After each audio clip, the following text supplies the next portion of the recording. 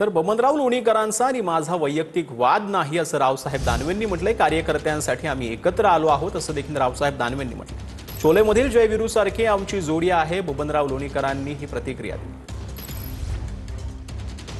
दादा काय सांगाल, तुम्ही परतूरमध्ये गेला, तुमच्या हस्ते शुभारंभ झाला, आज त्यांच्या हस्ते झाला। आम्ही दोघेही भारतीय जनता पार्टीचे जालना जिल्ह्याचे नेते आहेत। या जिल्ह्याचे नेते म्हणून आम्हाला एकत्रितरित्या कार्यकर्त्याला जिंकवण्यासाठी एकत्र येऊन आम्हाला प्रचार करणं आहे। आता जी काही चर्चा आहे की आम्ही एवढे दिवस दोघे एकत्र नव्हतो, ही गोष्ट खरी आहे, पण आमचा वैयक्तिक वाद नाही। आणि आता जी काही निवडणूक आहे ती कार्यकर्त्याची निवडणूक आहे, कार्यकर्त्यासाठी एकत्र आलो। वाद संपलेला आहे, वाद मिटलेला आहे। बबनराव आणि मी एकत्र बसलो, आम्हाला कोणा बसा म्हणलं नाही, आम्हाला कोणी बसवलं नाही। काय सांगाल, खरं तर अनेक दिवस पार्टीच्या कार्यालयात तुम्ही गेले नाहीत आणि तुम्ही एकत्र आलात, काय सांगा? हे खरं आहे की रावसाहेबजी दानवे यांनी सांगितल्याप्रमाणे उपाशी राहून मोटरसायकलवर फिरून गावागावामध्ये पक्षाचं काम वाढवलं। आज आमच्या दोघांची निवडणूक नाही, पण कार्यकर्त्यासाठी आम्ही एकत्र यायचं ठरवलं की शक्ती कपूर आणि कादर खानची दोस्ती नाही, ही दोस्ती आहे शोले पिक्चर मधले धर्मेंद्र आणि अमिताभ बच्चन। रामनाथ ढाकणे, TV9 मराठी, भोकरदन। भुसावळमध्ये टेक्सटाईल पार्कला मंजुरी द्या, मंत्री संजय सावकार यांनी मुख्यमंत्री फडणवीसांकडे ही मागणी केली होती।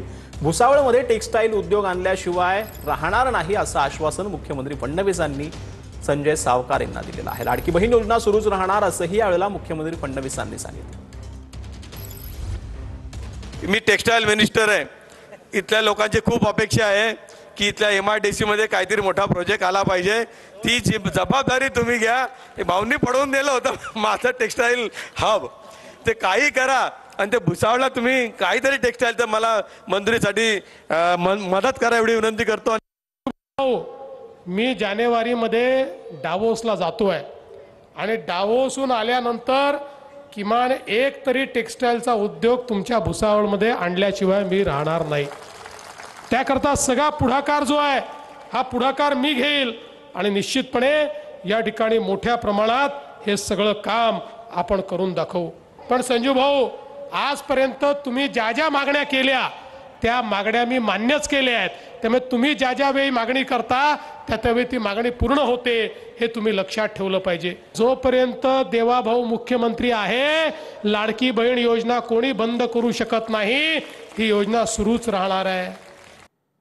मनमाड नांदगाव नगरपालिकेसाठी शिंदेंची प्रचार सभा पार पडलेली आहे। नांदगावचा बिग बॉस सुहास कांदे, एकनाथ शिंदेंनी सुहास कांदेंची जे आहे ते यावेळेला कौतुक केलंय। येणाऱ्या निवडणुकीमध्ये जे घरी बसले त्यांना कायमचं घरी बसवा असं देखील एकनाथ शिंदेंनी नाव न घेता उद्धव ठाकरेंना म्हटलेलं आहे। अण्णा कांदे यांनी नांदगावात जो चमत्कार घडवलेला आहे त्यामुळे महाराष्ट्रातले अनेक धुरंधर गारीगार झालेत। तू कामच असं करतोस, मग मला सांगा नांदगाव मनमाड मधला बिग बॉस कोण आहे? कोण आहे? आणि नाकाने सोलता येणार हे कांदे नाहीत। जिथे जिथे मजबूत आहेत सुहास कांदे तिथे विरोधकांचे होतात वांदे। तुम्ही इथं शिवाजी महाराजांचं शिवसृष्टी केली आहे, आता भीमसृष्टी तुम्हाला करायची आहे, ईदगाह मैदान करायची आहे। लोकांनी जे स्वीकारलं ते लोकांनी स्वीकारलं त्याला तुम्ही जनतेला दोष देताय, म्हणून जनता तुम्हाला तुमची जागा दाखवल्याशिवाय राहणार नाही।